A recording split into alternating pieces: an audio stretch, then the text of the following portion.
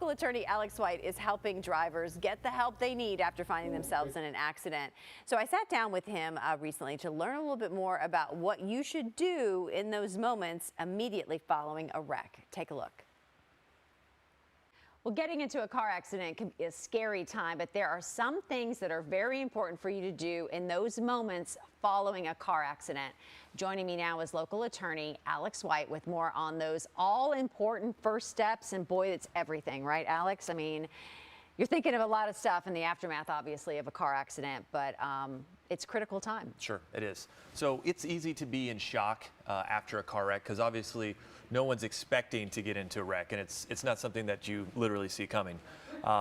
But I wanted to cover this because we run into a lot of clients that struggle with what to do, and it can affect their recovery later. Even getting their medical bills paid can be affected by what they do. There's like key things that you need to photograph and document immediately. So take us through that list. My quick advice is, first and foremost, call 911.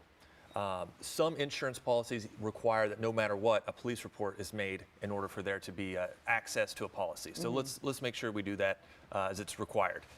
Secondly, once you know that everyone is okay as far as can walk around, my advice is to take photographs of everything you can. So we're talking about damage to your own vehicle, damage to the other person's car.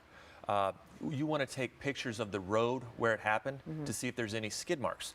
Also, you want to take pictures of the road to see if there's the absence of any skid marks. No skid marks. I suggest taking license plate pictures of the cars that are involved. Any witnesses that stop by, if you can, take a picture of their license plate too, because they may leave the scene and never give a statement, and that will be your only way to find out who the witness was. Important to go ahead and trade insurance information with the driver that you're involved with? Yes, you're gonna trade insurance cards as well as ID. Take those pictures so that you have them. And then once you make it home and you're in a safe spot, always try to email the photos off of your phone, either to my office so that we can save them and back them up, or save them to your own computer.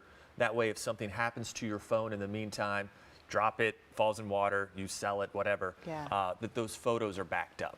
What about getting medical help? What if you feel fine? Should you just go ahead and go to urgent care, or should you accept the help of an ambulance or get checked out on scene? Is there something you recommend in that case? Yeah, I mean, I would say let your body be the guide in that part. If you are not having an emergency and you do not have pain, I would not tell anyone simply to take an ambulance or to get care.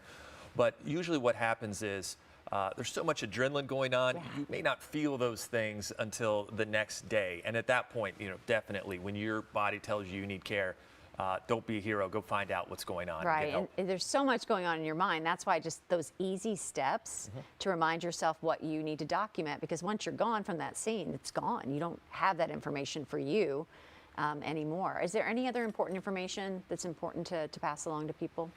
Yeah, and then, it sounds like a cliche answer, but the earlier you can hire an attorney, the earlier you can ensure that everything is handled properly, and any pitfalls that may arise, we can make sure that doesn't happen so that the claims can be handled fast, efficiently, and for the proper value. All right, and Alex, where should people go for more information? We're easy to find. It's SueDistractedDriver.com. All right, thank you so much. Thank you.